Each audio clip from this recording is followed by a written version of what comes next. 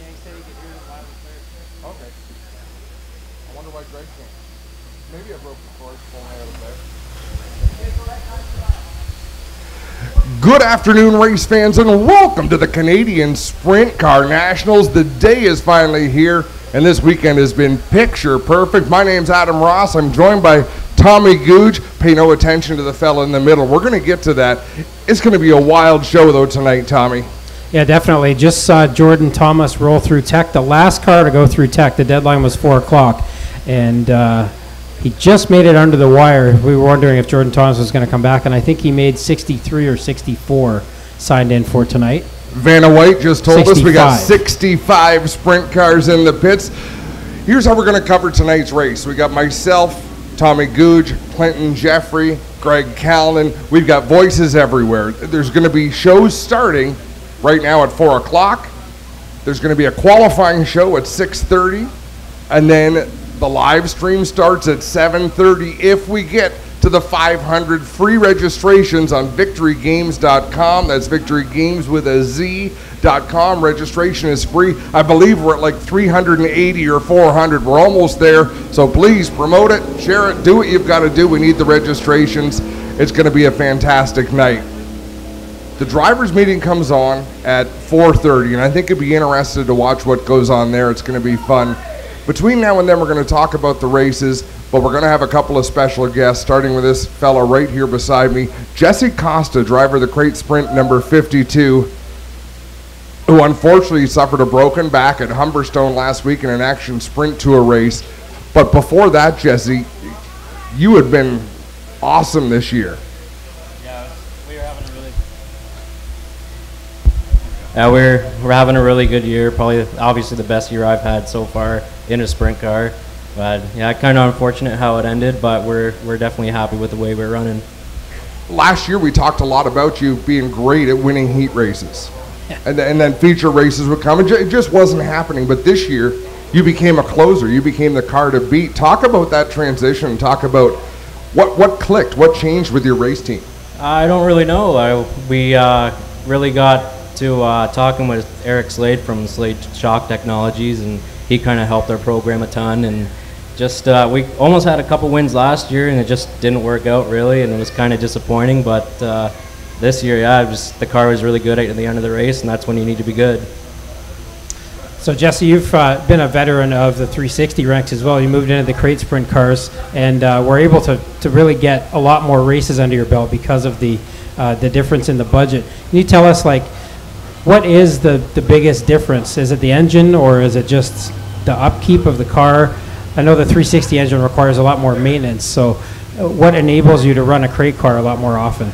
As literally just specifically the motor, because the car is the exact same maintenance, same parts on it, but the motors are so much more reliable to us, and you don't have to do so much maintenance on them or spend the money on rebuilds every year. You can get away with running the same motor for a few years without touching it and not spending the money every off season on a motor on rebuilds. And we saw last night quite a few crate drivers move up into the 360s and run well last night. And I guess that's got to make all of you crate drivers feel good that basically they're showing that they can run with the best in the business, really.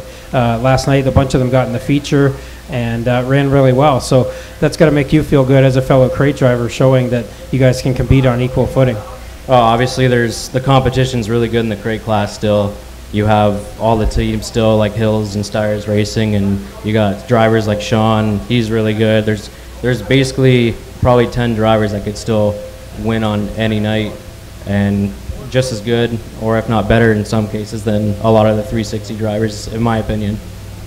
It's good to have opinions. Some of us thrive on opinions. Let's talk about Humberstone Speedway and the night of the accident, and then we'll talk about the recovery. Do you remember much about what went down? Yeah, I remember every part of it. We were on a restart, and I was trying to pass for third, and I climbed a left rear with my front, got a little sideways, and then I got a car, came into my side, and I ended up climbing their front end with my rear, and it wasn't a bad wreck. I just bounced bad twice, and the second one I bottomed the frame out, and just everything kind of shot right through my back. Unreal. So you have a solid memory of what went down. Talk about, so obviously the car comes to a stop. You know how much pain went through your body. Do you think instantly that you're hurt? Yeah, I pretty much knew right away I was hurt, but I was more worried about getting out of the car because I was on my side and all the oil leaking everywhere, and we've had a few cases with the crate cars where they end up catching fire from the oil spilling out of the oil breathers. So that was my main concern first, but yeah, I pretty much knew I was in trouble right away. Now, this is horrible what we just did to Jesse, because you told me just before we came on the air the only thing that bothers your back is twisting, and we've got Tommy on one side of you and me on the other side asking questions, but you're sitting here and it looks like you've got no apparatus on you. It's only been, what, just over a month? Yeah, it's we're working on week 5 right now, so just basic day-to-day stuff, hanging around. I'm not in too much pain, but now I start getting out more and trying to do more. That's when I start to feel it again. But the doctors do say full recovery? Yep, full recovery. No problem getting back in a race car next year. That was question number 1 for sure. Yeah, feel free. That's worth a round of applause. If you're watching at home, we do have a few of us, a few fans watching in the tent here, and it's going to get a lot busier in a few minutes when the drivers' meeting starts up. But this is filmed before a live studio audience. Yeah. I've heard that said on the TVs before. We talk and we try to keep things light and exciting, but we compliment our safety crew as much as we can, and we know the teams do what they can to make the race cars safe, but ultimately racing is a dangerous sport, and probably sprint car racing is the most volatile of all racing. At any point did you sit down and think, maybe I should reconsider what I'm driving, or maybe I want to try a different form of racing? No, you kind of know the risk before you get in one of these, and the thought of not racing sprint cars again or switching classes or something never crossed my mind for sure. Well, that's good to hear. Yeah, and Jesse's from down around my area. I'm from London, and he's from the St. Thomas area. But Jesse, you were mentioning you kind of live out in the boonies a little bit, and you don't get internet there, so that's been one of the biggest challenges for you in the recovery. There's not much to do. Yeah, it's well, trying to keep up with all the racing too. You're on the phone quite a bit, or watching the live stream when you can't come to the track. So the phone bill kind of got racked up a little bit for sure. But yeah, it's kind of boring. You know, there's only so much on TV, or you can't really do much laying on the couch. So, how soon are we getting back to work? I will probably be off work completely for probably 3 more weeks. I was supposed to be back on light duty this coming week, but I didn't work out, and so probably 3 weeks or 4 weeks. So that'll be up to like 8 weeks, and that's kind of the full time lot they gave me that I'd be feeling 100%. So, well, Jesse, we wish you the best. How can people find you on social media, online, if they want to send their best wishes? I'm on Facebook, so Jesse Costa, or you can follow my racing page, Jesse Costa Racing. I'm on Twitter, Jesse Costa 52, or Instagram, Jesse Costa 52 also. Who's going to win tonight? I think Sam Haverteep or Parker Price Miller is going to be the car to beat for sure. I didn't say who are your 2 choices. I said who's going to. All right, Sam Haverteep for sure. You know what? If you're bored, that's my money. All right, Sam Haverteep. If you're bored later on, feel free to come over. We love race car drivers in the tower. It gives better insight than us. It's true. We had Mikey Krutchka one year in the infield doing reporting, and he was. Now I think it was because Clinton wasn't here actually, but Mikey did a great job that night. So it's always great to get a sort of inside perspective on that. Educated opinion. But have a great night. Enjoy the show, and we're glad to see you here walking around. Thanks. It's a can't miss event for sure. So I wouldn't miss it for sure. Awesome. Thanks for having me. Oh, thanks so much, Jesse Costa, ladies and gentlemen. And from a broken back, let's go right into a broken neck. And pull both microphones over. Carly, whether she knows it or not, she's coming too. Tyler Hendricks and Carly Hendricks, come on in. Ladies and gentlemen, Tyler Hendricks.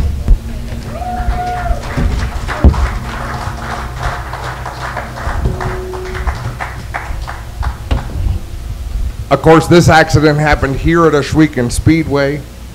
And for all the camera angles, all that we get to see, Tommy, we see everything. I didn't see it. The cameras didn't see it.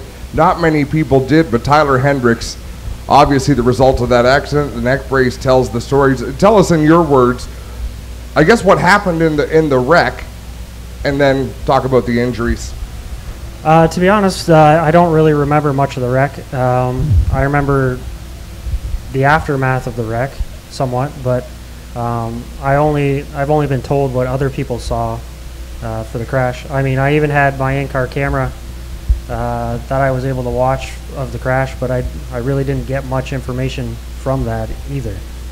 Obviously, I had a spinal compression, or a C4 vertebrae spine compression, and had surgery to repair that, and I'm here today. So they've built you a new neck. This surgery that Tyler's talking about, the family shared some links to what went on. I guess a titanium spacer that takes the place of that vertebrae that they could adjust. Yep, your vertebrae is actually two pieces, and they left the piece at the back, so they entered through the front of the neck, removed the piece of vertebrae at the front, took the disc above and below that and replaced it with a titanium cage, put the bone back in that it'll fuse back together, and then put a cap over that cage. So it's like a pit stop, a 6 or 7 hour pit stop at Hamilton General Hospital. And while you were asleep, Carly has to live through all of this, and I know that, Carly, not just watching the wreck, watching the reaction to it, but you also had to be the go-between for all the people who wanted to send messages, all the people who wanted to ask, hey, what's going on? How hard was that, while also having to be a mom and a wife and a concerned partner? Actually, it was pretty comforting. You know, reading all the comments and just the well wishes for him, it actually gave myself some strength, as well as our family. And even just reading them to Tyler, he's like, these are awesome. Just, you know, people coming out of the woodwork and just being like, hey, I met you at this race so-and-so 5 years ago. You're a great guy. I think that really helped him too. Just because it's a long day in a hospital, especially when you're laying down all day. So I think that really comforted him as well as us. So I wanted to keep everybody informed. Because I know that he's a part of this race family just as much as everybody is to him. So it was pretty easy, but yeah. You did a great job keeping everybody updated. Your writing was probably better than what we get from some local tracks, really. And you did a great job keeping us updated on everything that Tyler was going through and everything that we could do to help too. So it was really great that you could do that. But I wanted to ask you has this sort of made you realize just how many people were aware of who Tyler was? I mean, he's run a bunch of different divisions and ran different tracks and different surfaces, asphalt and dirt, and so I'm sure a lot of people have come up to you. So I was just kind of wondering, it's a lot bigger than you thought it was, I think. So when I met Tyler 5 years ago, 6 years ago, he was still racing asphalt, and then he switched over to the sprint cars. But even just people coming from way back when he raced go-karts, just so many people know him from the racing community. So just getting a chance for myself to meet them, and people who have just followed his career this whole way up until now, has been phenomenal. Even it's funny, in Chatham, of a population of about 45,000, people, oh, you're the race car driver, you're Tyler, the race car driver. I'm like, whoa, we go to Tim Hortons drive-through and they're waving, hey Tyler, how's it going? You're doing good, buddy, you're out and about. He just tells you that's why they're waving. Yeah, I know. Have you always been from Chatham, Tyler? Yep, born and raised. Yeah, he just tells you that's why. He's a famous race car driver, he's going to stick with that. Yeah, so it's pretty cool. It's just great, the support from everybody. And looking back now, we can sit here and with the updates and knowing that the recovery is underway. Tyler, how far does the recovery go? Well, I have to wear the neck brace for 2 more weeks. I'm not able to drive or anything. I'm not back to work yet, so I'm not sure. I'm considering maybe doing some. I do have a desk job. It's different sitting in a computer chair than a lazy boy at home. So might try some short days or something, you know, just try and get back to work, get out of the house. It gets boring. You can only watch so much Netflix. I meet the doctor October 3rd to see how I'm going. I'm going to probably have some scans and whatnot of the neck to see how the recovery is at that point, and then they'll discuss how I go forward from there. What plans do you have? As far as what? As far as your recovery goes, you know, have you thought ahead to next year? Have you thought, boy, I want to race again, or boy, I just want to be active again? Or I would love to race. I wouldn't be here if I didn't want to race. That's really I don't know, it's what I've done my whole life. It's the thing I look forward to every week. We spend so much time, we almost laugh about it sometimes. You spend, you know, I don't know, 15, 20, 30 hours in a shop to go do a 5 or 10 minute race. It's your life really working on the race car. So I want to do it. I got to discuss my risk level as it changed. If it's, I just need to talk to what their professional opinion is of what my risk level is now. If it's a lot higher, then I probably don't race, but we'll see. well, exactly, and that's down the road. There's definitely more important things, and I want to ask about that. A day in the life, because I was pretty shocked knowing that you're from Chatham. The hospital you're in was in Hamilton. You've got a 21-month-old son. We know where you were for the week following the accident, but Carly, talk about how your days went from Friday night to, say, the day of the surgery. So basically the night of the accident, because we park our motorhome here so we don't have to make the long drive. This way Nash, our son, can stay with us. We don't have to drive home. So Tyler's dad actually went to the hospital with him that night. I stayed at the camper. Obviously, I didn't sleep much. I just told his dad, you know, to keep me posted. Call me, text me, let me know everything that's going on. Basically, Saturday morning, I woke up and his aunt, who lives not too far from here, she came and picked me up, dropped me off at the hospital.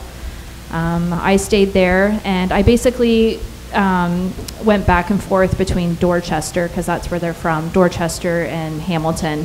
One night, was it the night after your surgery? I think I spent the night with him, just because it was a long night. I remember the update. He was uncomfortable. Yeah. And I think your neighbor, your roommate, was a little loud. Little loud.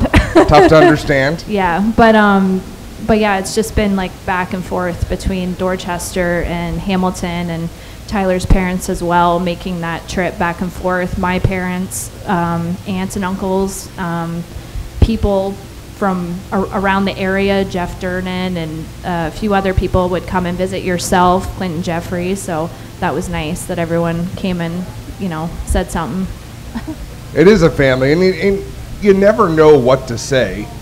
You know, I've talked about this before. I was pretty embarrassed that I had to introduce myself to you guys because I live on the other side of the racetrack. Like, it's nice today to get to see people and get up and close and personal, but other than Facebook and pictures, which the two of you look like Ken and Barbie in your Facebook selfies, even in the hospital. That was like after 40 takes. Tyler looked the same in all of them, but I was like, I gotta get the right angle.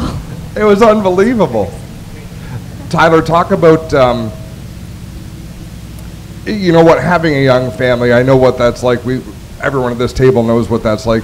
How long was it between times you were able to hold Nash?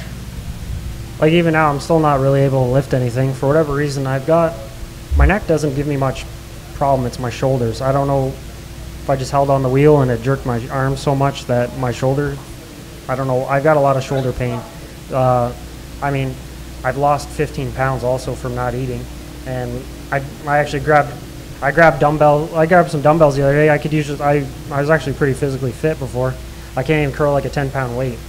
Like my arms are so weak right now, and I don't know why. Well, join the club. But yeah, this is what could happen if you don't get back to lifting weights and being healthy. So consider this a warning. But yeah, for now, so I could still sit with Nash in the chair and read him books and everything like that, but I'm not able to really lift them and play around with them like I did before, so that's tough. Yeah, I work a night job at a restaurant, so during the day I watch Nash, and then at nighttime Tyler's parents or grandparents will come over and kind of take care of bath time and bedtime and stuff, just because Tyler is unable to lift him right now. So, and I know that's probably really hard on him, not being able to do that, but that's part of the recovery, right? So we know that he's going to get there. It's just we need to give him that time to heal. For sure. How did it feel the first time you actually came back to the racetrack? Because everyone was connected through the internet, but to actually come back here and when the races were going on, how did that feel? Oh, it was good. I mean, pretty much every single person in the pit stopped and said hi and shook my hand and asked me how I was doing and everything like that. Everyone asked if I'm going to race again, but I still don't know. It's great, you know. There's been lots of support from everybody. A lot of people, you know, you see people around, maybe you've never talked to them before, but they went out of their way to come and talk to you. It's, you know, it's really nice. It's important. And I'm one of those people, right, that never took the time to get around and talk to everyone. There's still a number of people, but you still care about them. They're still part of the family, and, you know, you're aware of how that goes. There's 120 drivers, give or take, every week here, and they've each got 4 or 5 crew people with them and family and all that. So it's a big family we've got. And actually, along that line, I think we need to give Jeff Durner a mention. He started the GoFundMe page, and that really took off. There's people have donated a lot of money to it. So Jeff Durner and lots of other people who were your neighbors in the pits, they show that they are a big racing family. Yeah, we didn't even know about that. Someone was like, hey, look at this, and we're like, what the heck, like, this is crazy. Like, just, it came out of nowhere, and like, we're so thankful that, you know, everybody was able to, or whoever donated, like, thank you so much. Like, we appreciate it. It was the same thing. Our local track, South Buxton, Scott Burke, he helped organize that. They did they did a pass the helmet thing and that down there for me, and we're able to raise some more money, so that helps, because obviously I haven't been off work. I'll still be off work, so it really, all that support really goes a long way to help us out. Yeah, and it's pretty important. Just one last question, and then we'll move on. But you got to see the safety crew again, I trust. Actually, I haven't really had a chance to get over there, but I'm hoping to get over and give, Amanda a big hug. I did see Amanda and saw her and gave her a hug and thanked her for everything she did for me. I've seen some of the other guys also and shook their hand, and I appreciate everything they did for me. Yeah, they're a great crew. They're proud of the work that they do, and this is the result. We're sitting here having a conversation when things could have been so much worse, as we know. We'll let you take off and enjoy the evening. Sorry about that, but have a great night. Thanks for being at the racetrack, and we appreciate it.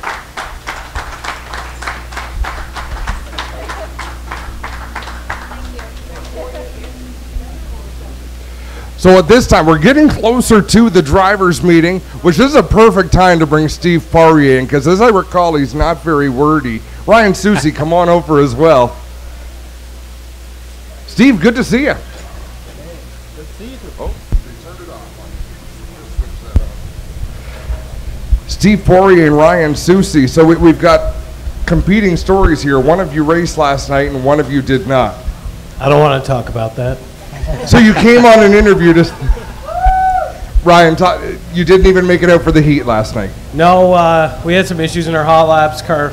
We didn't have the pill right, so the car just didn't feel real good. So we changed the gears and put the gears in the wrong gears upside down. So I knew something was wrong. So we just came back in, and at that point, there's not much you can do. You can't get out, you can't change the gears in that much time. And most of the crew was up ready to watch. So got to spectate and went through the car today. So hopefully we have a lot better showing. In the only race all year long with no B main, no opportunity to make up for a missed heat. Yeah, you'd like to think we're better than that, but everybody makes mistakes. As drivers, we all make mistakes. Crew guys, the one thing is you can't worry about last night's race. You just got to look past it and give her hell tonight. So, we do see a lot of teams sort of sit and watch Friday night rather than try to race and maybe tear up their stuff. So, can you learn anything from just sitting and watching when something like that happens? Upcoming into the whole week here, we were thinking about not even trying to qualify on Friday and just focusing on Saturday. But I've only had, I think, 3 A-main starts this year. We just haven't had the luck.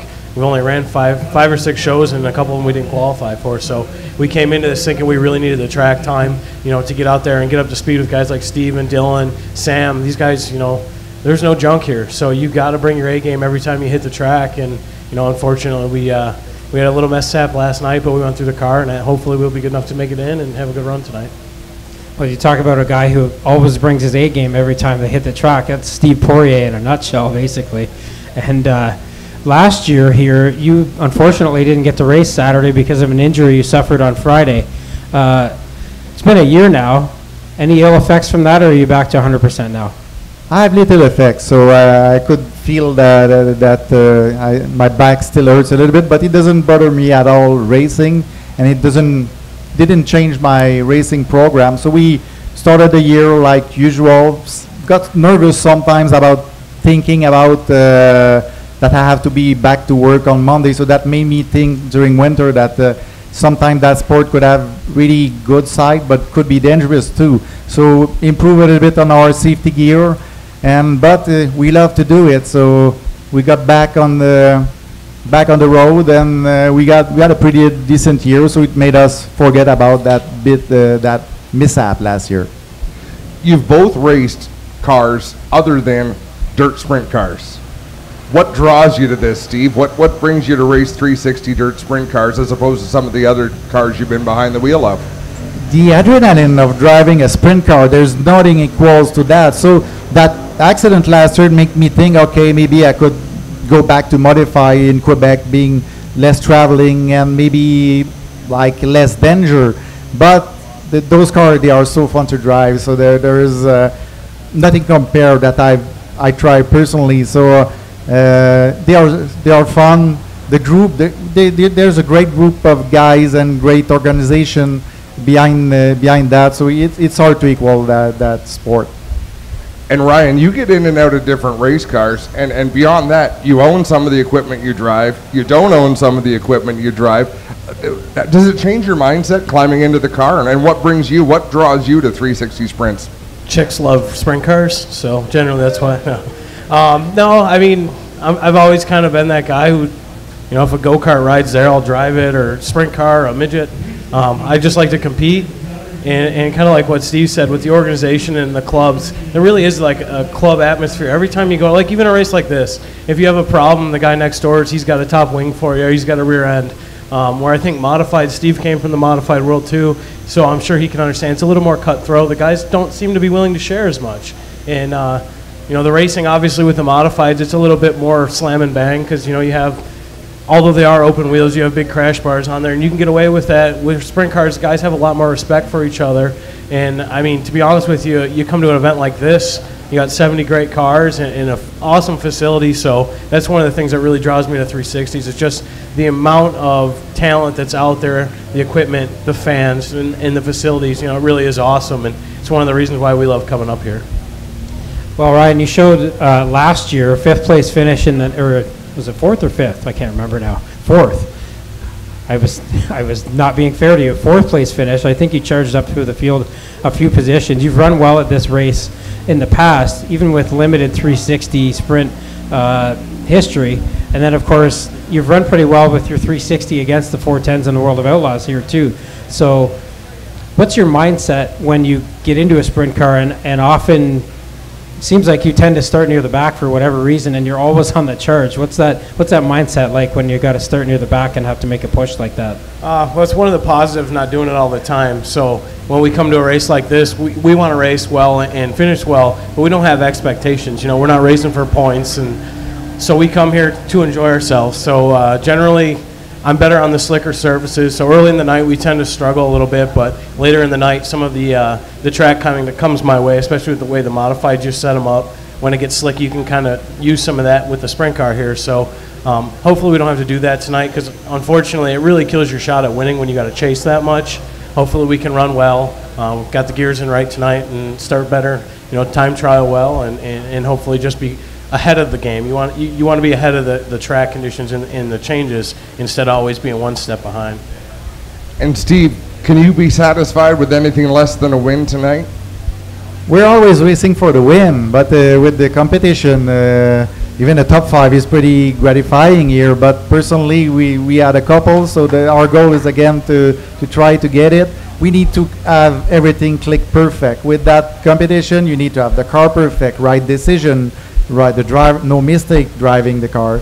So right now we tried to set the car good yesterday. We need a bit of improvement. There are 3 or 4 cars that are way better, but it's still the track will change tonight. That's a long night, and the better team will get it. Gentlemen, we wish you the best of luck. Doug Leonard, the race director, has just made last call for the drivers' meeting. So it's time to switch to the other side of the table and take in the meeting. We'll hand things over to Doug Leonard and Clinton Jeffrey.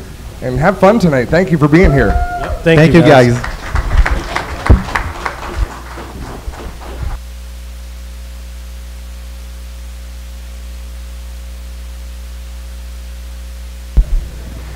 And with that, we will call upon our fearless race director, who, if I can read the look in his eye, he's looking for somebody.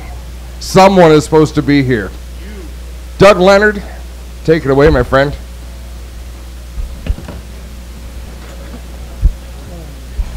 Is it on? Yep. You're good. Is Clint here? Here it all.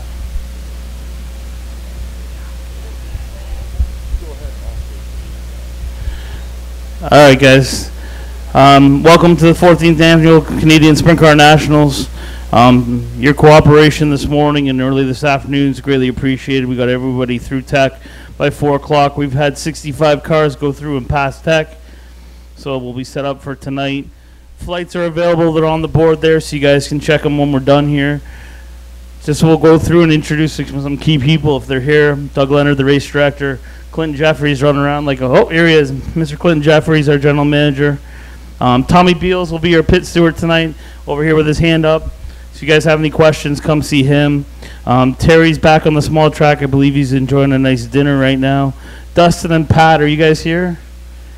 No, Dustin and Pat head up our safety team and our medics guys. So make sure you work with them. Mr. Kyle McKenzie, here in his pylon shirt here. He's our head flagman, does an awesome job up there. Mr. Mike Emhoff from the Patriot Sprint Tour is here to help us, along with Josh. And Brittany, our head scorer, up on the tower on the computers, guys. Make sure you have those transponders. They're available here. I'm just going to go through the format. So you guys know today's pill draw is simply just set the flights. Okay, we got 3 flights. The first group, 1A and 1B, will be the first group for hot laps. You will go together. 1C and 1D will go out together. 2A and 2B will go out together. 2C and 2D will go out together. 3A, 3B, and so on. For time, guys, what we'll do is we'll then split them. 3A will go out together and get 4 green laps. Or sorry, 1A will go get 4 green laps. You'll come to the scales. We'll follow that up with 1B, 1C, 1D, and so on. Once the times are together, we'll put the flights back together. Odds will go into the first heat, evens into the second. Same with heat flights 2 and 3. That'll set our lineup. We'll then invert the top 4. We'll have 6 10-lap heats. There'll be 11 cars in each. The last one will be a 10-car heat. The top 3 will advance to the A main. Immediately follow that heat, guys. You must scale. We'll then take the top 8 in passing points from the 18 cars qualified. That'll set up the 5-car dash. And it'll line up the first 8 positions in tonight's feature. It'll line up straight up from those passing points. We'll have 3B mains. There'll be 12 cars apiece. Heats 1 and 2 will make up the first B. Heats 3 and 4 will make up the second B. 4 and 5 will make up the third B. And we'll take the top 2 from each of those. Cars finishing 3rd and 4th in the B main may be eligible for a provisional. You must see the guaranteed starters and provisional starters section. Tonight's A main drivers will be 35 laps. It'll include 30 cars. Due to provisionals and guaranteed positions, we may start up to 32. Positions 1 to 8 will be lined up from the pole dash. Positions 9 and 10 could go to the cars that qualified from last night. If not, it'll be cars 9 and 18 will be the remaining cars that qualified through the heat that are in the passing points. Positions 19 to 24 will come from the B main, and 25 to 30 will be their provisionals. Just to go over some of our race procedures, rough driving and verbal abuse and inappropriate behavior will not be tolerated. There'll be no warning given. Any team entering the racetrack may be subject to a $500 fine and forfeit all their winnings for tonight. Alternates may be taken to fill vacancies that occur in the A main before the white flag is displayed. Highest time trial or not qualified car that completes a B main will be selected to fill that vacancy. Car, driver, engine changes. Car and driver qualify as a team. Each driver may time trial only one car. If an engine or a car change is required, that change must be reported to our technical director, Mr. Mike Miller. If a qualifying temp is not possible due to time constraints and no time has been registered, the driver may start their assigned heat race in the scratch position. Yellow flags. All cars that stop on the racetrack or spin and bring out a yellow will be going to the tail. During that yellow flag, no work on the car is allowed on the racetrack. Cars stopping on the racetrack twice during the heats or 3 times during the B and A will be disqualified. First lap restarts, inside outside row may move straight up to fill any voids. Any car that does a 360 spin and keeps on going will blend in and be scored in that position. A yellow flag may be displayed for any car that has dropped debris on the racetrack. If that happens, that car will go to the rear of the field. The track person, in conjunction with the race director, will determine if a yellow flag is needed. They will have final say on any yellow flags that are displayed. One-way communication will be provided from the race director to that driver. Red flags, do not pass the crash scene, guys. As you've seen last night, we had a red flag situation up in turn 4. We've got to get that woad up right away so those guys can get out there and start working. I mean, we just had a conversation with Mr. Hendricks. You can see what our safety team is capable of doing. As I said last night, they're the best in the business. On a closed red, crew members are not allowed on the racing surface unless directed by the race director. No work is allowed at any time on the race surfacing by any team. If we do get an open red situation, guys, it's one crew member.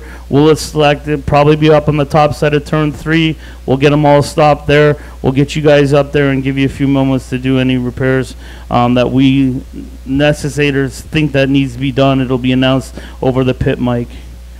Work areas in the B main and A main only. It is right here at this cement pad, so you guys can bring your stuff up if you've made the B main or A main and line it up here on the back side of this road. We'll bring a pit vehicle in.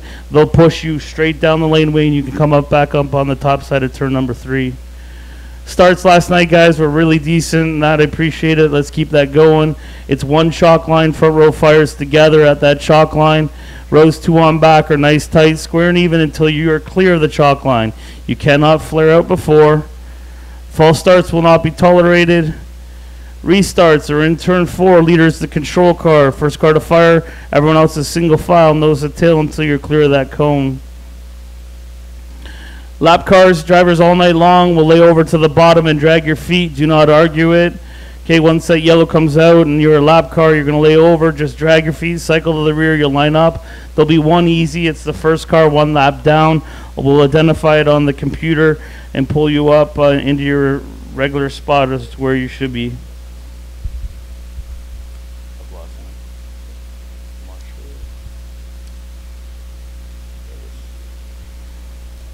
Okay, guys, last night we had a few cars going out there and cleaning it out. I will give you time. Nobody goes onto that racetrack and grabs the throttle until I designate when to do it.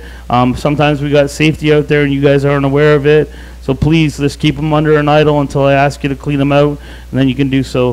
One-way radios are mandatory. 2-ways are not permitted. Transponders are here and available for rent. Make sure they're in. You guys are going to go out for 3 packing laps to the big track. It is mandatory, and we'll have the transponder system going to make sure you've been out there. Everyone did a great job last night taking that cool down lap. Let's do so again. So in all your sessions, everyone takes that cool down lap. In the hot laps, it's 3 laps. I'll let you go to the back and load up into turn 3 and 4. If you're the first one to see the checkered flag, you lead it home on the next lap off the top side of turn 1 and 2. It's a fast-paced show again tonight, guys, and that there'll be no waiting. We were a little slow last night in those hot laps. We picked it up afterwards. Once that call's been made on the microphone on that, let's get it going. We will utilize an 8-minute horn tonight for the A feature. Once that 8-minute horn goes, let's get them lined up. It's Le Mans style on the front to back. You're going to lead them into turn 1. Down on the bottom side, will Le Mans style you. It's driver and 1 crew member only. Driver and 1 crew member only. Let's make sure we get them in line back there. So if you're in the first few rows in that, make sure they're the first one back there on that small track. Drivers that are not back in the small track, move into the big after that 8-minute horn has been completed. We'll start at the rear of the field. Payoff will be at the end of the night, guys. Driver only, please, with valid ID, as I mentioned last night. These guys don't know everybody, so let's bring some valid ID. And as I mentioned, follow us the meeting at 6 o'clock. We'll be heating the motors. It's 3 mandatory laps on the big track. Is there any questions? Bleeders, yep, electronic bleeders, not allowed. Everybody had a 2x2 rock screen in, so we're good there. Any other questions? No? Okay, good luck, guys. Few words from Mr. Clinton Jeffrey. Thanks, everybody. For those who don't know me, I'm one of the announcers and the manager here. I get the pleasure to talk to you guys on behalf of the Steyers family. We postponed this race. Glenn's cousins had a wedding, so Glenn and Tina are not here tonight. They'll be watching on live stream, so want to welcome them back tonight when they come back. Also want to thank a few other people, Glenn and Kurt, for what they've done for us here, the Steyers family. And another guy, Jason Hill, had a great night here last night. I don't know if Jason's out here, but thank you for everything you do. And I'd like Dan Nanacoke to stand up here. He brought his bright shirt. Dan Nanacoke, as we told you guys. I'll tell you a quick story. 3 weeks ago, we had a regular drivers meeting. I was telling our teams that we're back to Canadian funds, trying to save this event, build it back up. Dan grabbed me right here and said, whatever it takes, let's get it back and make this race awesome. So thank you, Dan, for everything you've done. He signed on for a multi-year deal, so we're going to keep this rocking. Thank you, Dan, for so much. Also, just so you guys know where 54 Variety is, go down Cheesewood to 54, hang a left, Woody, about a mile down the road there, Dan. You guys need anything on your way out, help Dan. He put over $30,000 of his own money into this weekend, so thank you, Dan, very much.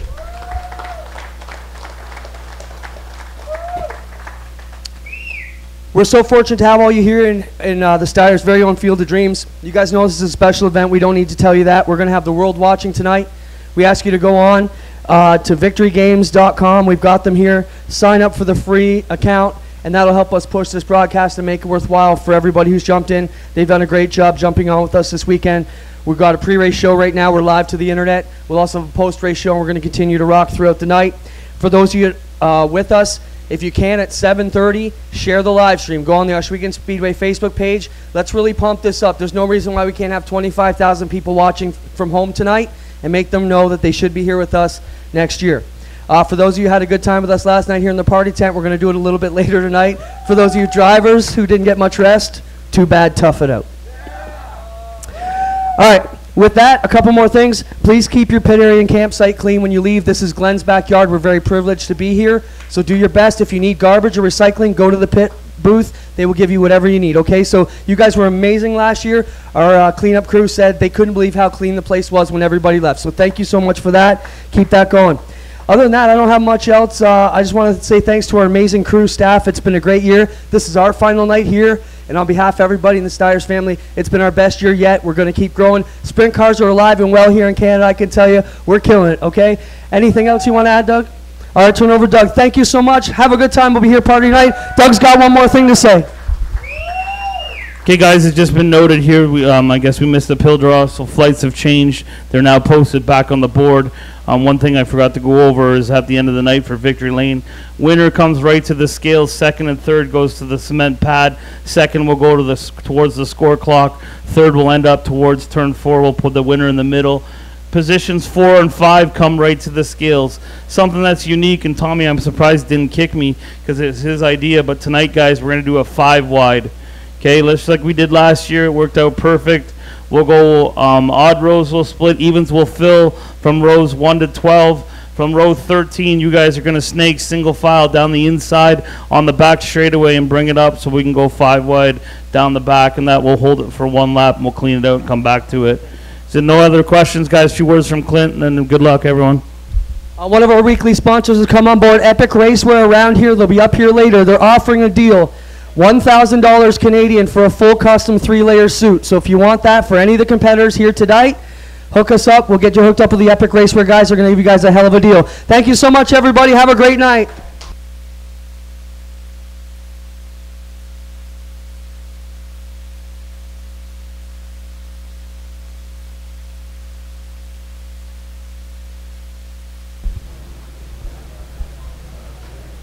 Clint's always a producer.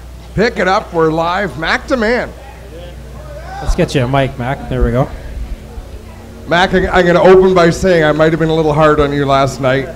I think I predicted one of your slides off the racetrack, but it's all in admiration of your balls. You drive with more balls than anyone I think I have ever seen in a 360 sprint car. How can you blow it off the cushion and then come right back the next corner and drive it hard enough to do it again? Well, we've had some brake problems, so we're chasing those.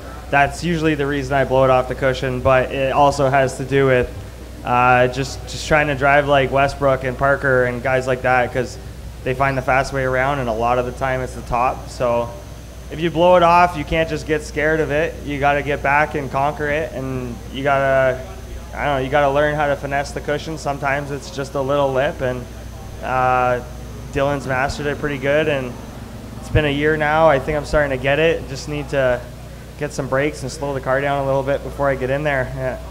There's been moments that took my breath away. You're behind the wheel of the car, so you know what you're doing. Has there been a moment this year where you thought, wow, that could have really gone worse than it did? Yeah, last night in the heat race. There came up on the back of the leader pretty quick, and he decided, he ran the middle for 5 laps and then decided to try the top right in front of me, and I just blew it right off of turn 1, but saved it. You know, it could have been a lot worse. Could have launched it into the turn 1 wall and not been here tonight. So just glad we got the car here. We're ready to go. We got the brakes figured out. Should be a good night. You're one of the drivers who switched over from the crate division last year, and I'm sure there's a bit of an adjustment there. You also switched teams, though. So which one was the bigger adjustment, switching to a new division or switching to a new team? Both. I mean, my old team was like an arrive and drive program. I would arrive and drive their car, and they took pride in preparing a good car, and they wouldn't let me change a shock. They wouldn't. If I would ask how many turns we got in the torsion bars, they would just look at me and say, "I thought you were a driver." So I would just show up and drive the car. This year there's a lot more work. I got to put in a lot more hours. I got to do all my own maintenance, but not all my own maintenance. I got a really good crew at Nathan Ackland Racing and the Hills Racing team. Got a lot of support. So I've learned a lot this year. Just even the past week with Sam Haferteep in our shop, I've learned tons about shocks and moving weight around the car. So switching teams was very different in terms of the workload I had to take on. Switching driving from a crate to a 360 wasn't that big of a change. Like you see, Sean Evans picked it up really quick. Once you get the crate sort of figured out and you realize how tight you kind of need to run the car to be fast, and you translated that over to 360, it's more so just getting used to the car pulling you down the straightaway and pulling you into the corner, as opposed to sort of feeling like you've hit your max speed by the start-finish line. And in the crate, you can kind of think about what you're going to do in the next corner or where you want to enter.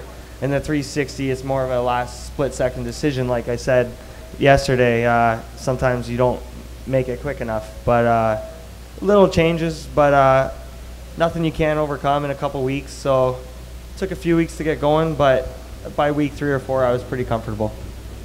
So you're one of the drivers who's eligible for the Rookie of the Nationals award. We want to thank Fine Touch Collision for putting up $500 Canadian for that award. He's been Doug Bowman from Fine Touch has done that the last 3 years, and got about 10 or 11 rookies this year, I think, who are eligible for that award. So it's going to be tough, but you're one of the guys I would say has a pretty good shot at it. Would you agree with that?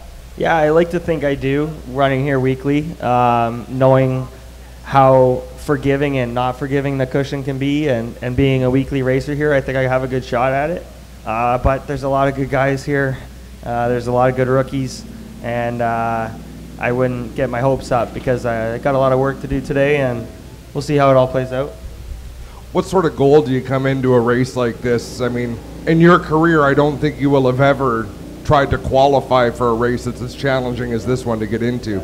Yeah, this is, Atlantic City, there's 100 indoor cars and only 24 make it. So we made it in there, and that was a good accomplishment. But my goal this weekend was pretty much make the A main and move forward. I'd be happy even if I started 20th and finished 12th, move forward, because the lineup of cars here and the competition's pretty crazy. So just to be up there and run with those guys would be a pretty good accomplishment. I've got my own goals of getting a top 5, but overall the big picture is make the A main and hopefully move forward. You talk about Atlantic City, of course, TQ midget racing. I won't call that asphalt racing because concrete surfaces with lots of different stuff they pour onto it. What brought you to dirt racing? Pretty much our motorsports, right? They used to race TQ midgets, and they sold their TQ, bought a sprint car, and I was the TQ champion at the time, and they said, you'll figure it out, just come try it. So they gave me the opportunity, and here I am 4 years later running 360s, and I don't run asphalt anymore, so you could say I like it quite a bit. Oh, we like you doing it as well. I mean, you are a one-man highlight reel. Yeah. Like you always say, my gas pedal's a light switch or on the dash. Just turn it on and go. The green comes out, it's on, and when the race is over, you can shut it off again. I like that. I like to be known as a driver like that. I like to be exciting and put on a show for the fans, and not everyone will run the top. So, I like to run on the edge because that's usually the fastest way around. So it is what it is. That's how I sell T-shirts, right? Yeah. You gotta sell the merch. Yeah. Have you got some for sale this weekend? Yeah, we got some shirts over in the pits if anyone wants to come grab one. So come visit Mac Demand tonight after the races. It's going to be a great show. Thanks for joining us. Good luck tonight. Have a good time. Thanks for having me, guys. And next up, we're going to have Jordan Thomas, who I guess I could let the cat out of the bag. I've been handed a note that Jordan Thomas's car has been picked as best appearing for this is at least the second time that you've won that award, so got to be proud of that. But of course, you also have a lot of on-track accomplishments other than just making the car look good. Last year, second place last year. And is anything other than a win going to be a good night for you tonight? We came here this year to win, but whatever we're gonna get, we're gonna take. It's pretty cool getting the best appearing car again, and we put a lot of hard work into it this week. It's a fresh car, and we're gonna look for get number 1 this year. Talk about having to wait a whole year, Jordan, to get vindication. Second place is a good achievement, but do you sometimes think about that? What could I have done to win? I'm gonna have to wait 12 months to go back there again to try to get one more spot. Yeah, I've played it back in my head a couple times during the off season, what I could have done different, and there's a couple little things, driver errors that I messed up on, but this year I won't let that happen. A lot of the teams that race here, a lot of the drivers that race here will have raced here this year 15 times. Even the ones who haven't raced as much probably have 3 races under their belt. For someone who doesn't visit here very often, is it more challenging, do you think? I'd say so, but we got a good package going for us, and I love coming up here. This is one of my favorite tracks. We don't get many places like this down in PA that are small and wide and racy, but we really seem to go well here. You sure do. I mean, that's so fast. You come onto the racetrack, and as I say, we got people here that are dominant, and then you come out and go flying by them, and then everyone has to reassess what they think is fast or what they thought was fast before they see you out there mixing it up. Yeah, my dad puts a lot of time and effort into this car every week, and he's got it figured out pretty good. He just knows what he's doing. But it takes the whole package. It's just not one thing, and we strive to be one of the best competitors out here, and I think we're showing it a little bit every race. So if I'm not mistaken, last year Steve Poirier got injured, unfortunately, on the Friday night, and his crew chief, Kevin Lubbies, gave you some tips on Saturday night. So Steve's back this year. Does that mean that no more advice is happening, or have you guys been talking a little bit? Lovey's a good friend, and he always comes over and chit-chats with us. But, yeah, he's going to be with Steve this weekend. And last year it was more of having my dad not go overboard with the setup. He was telling him how we were just good enough and leave the car alone. But he gives a lot of good pointers to where I got to put the car and what I got to look for at the track. Now, we've got our own cameras here filming this, but I see we've also got a couple of other cameras. So you come with a full PR staff. Oh, yeah. We bring the whole fam up. It's a good time. It's like a little mini vacation for us. Perfect. I can't think of a better way to spend a few days off. And this is it. Yeah, the weather can't get any better this year. Usually it's cold, and if you're anywhere within about an hour and a half of here, you can still get here and catch time trials. So don't wait around. Shut us off and come down here if you can. But otherwise, hang out. And we want to thank Victory Games for putting on this live stream tonight. Yeah, letting people far and wide check it out. Now, does Christopher Bell wear a Jordan Thomas shirt? I would have to say probably not. He probably doesn't know. We'll work on that. Yeah, we got to get that out there. You'd be surprised. You'd be surprised what these folks know, what they keep up with. A few weeks ago, I announced the big late model race over at Jukasa Speedway. And after the race, I wasn't even paying attention, but Noah Gregson is leaning on the fender of a car he was working on. Oh, hey, how's it going? He said that, and I looked down because he had been to one race on asphalt that I announced at.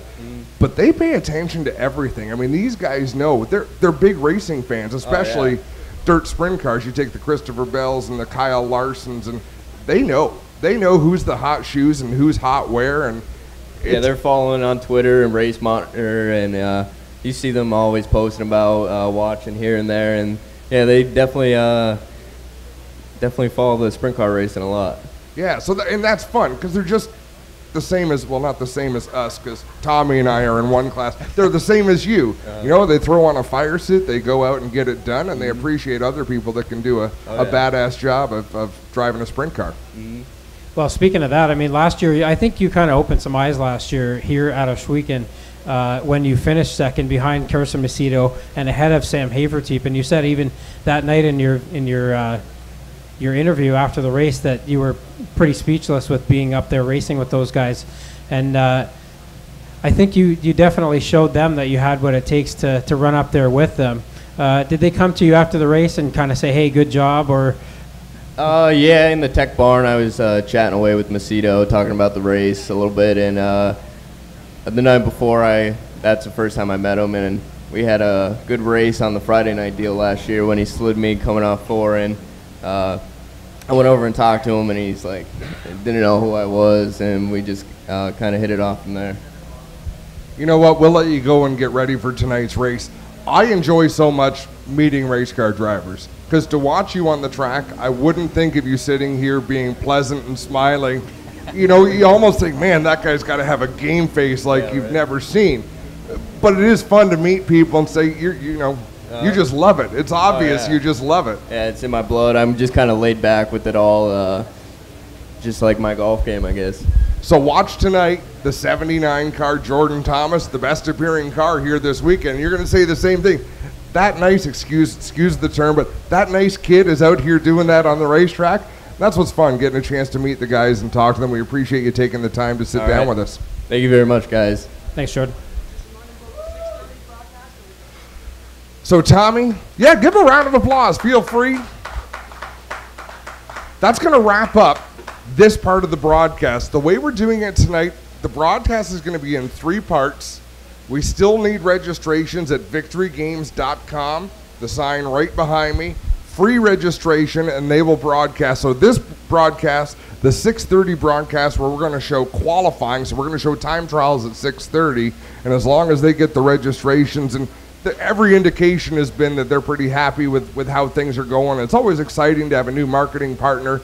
Then the 7:30 broadcast, the main broadcast of the Sprint Car Nationals, will be provided by Victory Games.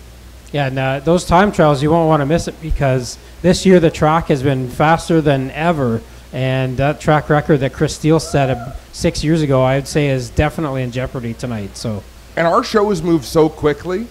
Time trials give you a good opportunity to see who's driving what, where are they from, what number are they in, so that when you watch the race later on and things move along at a rapid speed, you got a little bit of the table set for you. Because we've got drivers from everywhere, from different touring series. Some drivers that just chase the money, they just go to special events. All racing under one umbrella tonight, the Canadian Sprint Car Nationals. yeah, and we should mention, didn't mention before, the Best Appearing Car Award, sponsored as always by Corpac Merchandising. So we want to thank them again for putting up that $350 Canadian prize. That's a pretty good prize just for having a nice looking car, I'd say. For sure. So join us at 6:30 for the next broadcast, and then we'll be 7:30 tonight to bring you the Canadian Sprint Car Nationals.